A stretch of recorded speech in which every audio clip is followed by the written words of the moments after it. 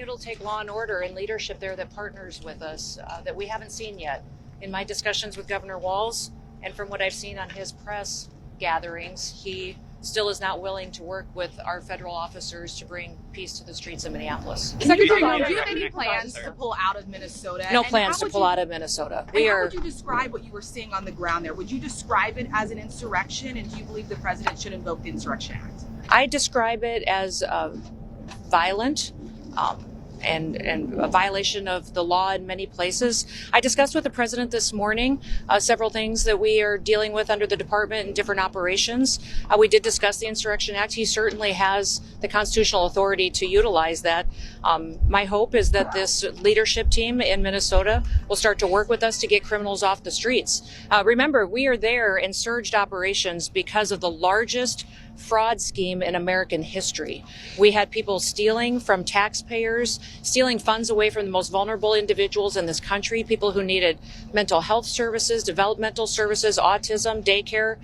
Instead, individuals came in, much from the Somalian community, and stole dollars from those people who needed it and put it in their own pockets and enriched themselves. Did it right under Governor Walz's nose.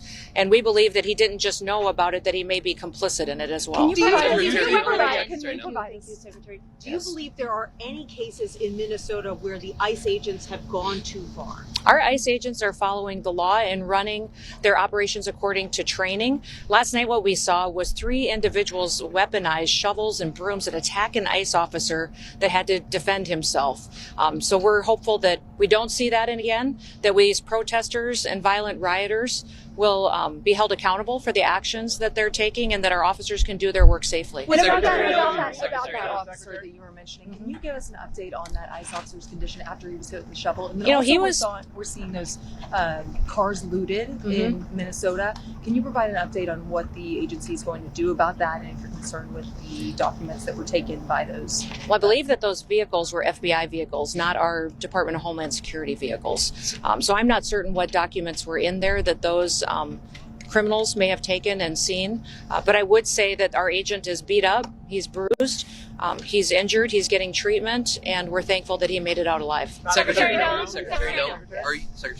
are you okay with federal agents and officers violating people's Fourth Amendment rights by asking for papers without reasonable suspicion? Every single action that our ICE officers take is according to the law and following protocols that we have used for years, that this administration has used, that the previous administration used. They are doing everything correctly, and over again in litigation in the courts, we've proven that they've done the right thing. Why is it within their right to do that? Why is it within their right to ask for papers without reasonable suspicion?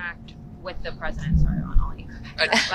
You said you discussed the Insurrection Act with the president. Did you recommend that? No, we just discussed it, that it was one of the options that he had constitutionally. And we talked about the fact that we're going to continue our operations in Minneapolis and have the resources that we need to get the job done. Yes.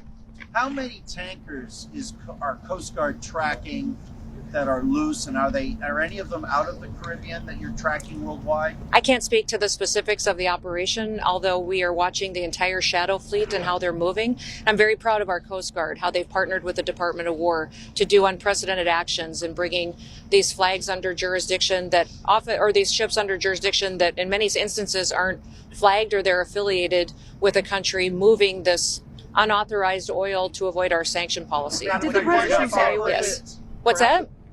Like the video that was posted this morning, do you watch any of those operations? Absolutely, I do. Absolutely, I do. Yes, absolutely, we do. We haven't slept a lot lately between the Coast Guard operations, what they're doing in partnership with the Department of War in dealing with the shadow fleet. What we're also doing as far as operations with law enforcement across the country. The Department of Homeland Security is very busy. Can you respond to that, Madam Secretary, perhaps to follow up? Why are we seeing Americans being asked on the street to provide proof of citizenship in Minnesota? Is that targeted enforcement? And are you advising Americans to carry proof of citizenship? In every situation, we're doing targeted enforcement. If we are on a target and doing an operation, there may be individuals surrounding that criminal that we may be asking who they are and why they're there, and having them validate their identity. That's what we've always done, and asking people who they are so that we know who's in those surroundings. And if they are breaking our federal laws, we will detain them as well until we run that processing. Did the president say what the final straw? to go right here. Do you think that there needs to be an Insurrection Act invoked? Oh, I think that the president has that opportunity in the future. It's his constitutional right, and it's up to him if he wants to utilize Do you it. think he's likely to do it? I don't know. But if Could he ask leaves him. the Yes. situation, will it lead to more deadly killings in Minnesota if the Insurrection Act is invoked? If anything doesn't change with Governor Walz, I don't anticipate that the streets will get any safer or more peaceful. Governor Walz and his leadership team need to come to us and find out how we can work together like we have in many other states. We didn't see this kind of reaction in Louisiana when we ran our operations, exactly how we are running them in Minneapolis. But we had a very different response because we had leaders that were working with us. If you saw our operations in Florida, extremely successful. In Minneapolis so far, we brought hundreds of criminals off the streets that were dangerous to society and dangerous to that community.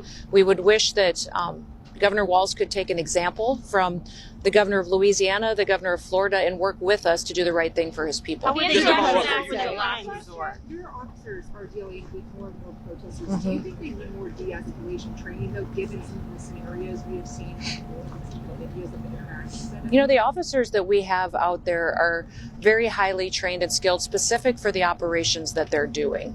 They're utilizing the most gifted individuals on these operations to go out and to do enforcement, because many times if they're going after murderers, they're going after professionals and gangs and terrorists that are here in our country illegally. And I'll remind you, the only reason we're in this situation is because the Biden administration allowed 20 million people to come into this country unvetted. My every day is spent thinking about the known terrorists that are in this country that I just haven't found yet. The suspected terrorists, the criminals, the murderers, the pedophiles that are out there on the streets that we need to find and get off the streets because Joe Biden opened up our borders and allowed that invasion to happen. If you can imagine the kind of dysfunctional criminal gangs and organizations that use that open border as an opportunity to infiltrate America, it's overwhelming at times. And that's why President Trump is so strong at taking action and making sure he's in every single state following through on his commitments to every single citizen. Did the president say what his final straw would be to invoke the Insurrection Act if he did? No, this president uses all the information and intelligence that he can get. That's why he calls me, he calls Pete, he calls local law enforcement. He talks to those individuals and agents as well that are involved that he knows well. This president makes fully informed decisions and utilizes his authorities when it's appropriate. Marina Machado is coming to the White House today. Are you going to be in the meeting because a lot of illegals are from Venezuela? I think or are you going to talk with Delcy Rodriguez like Trump?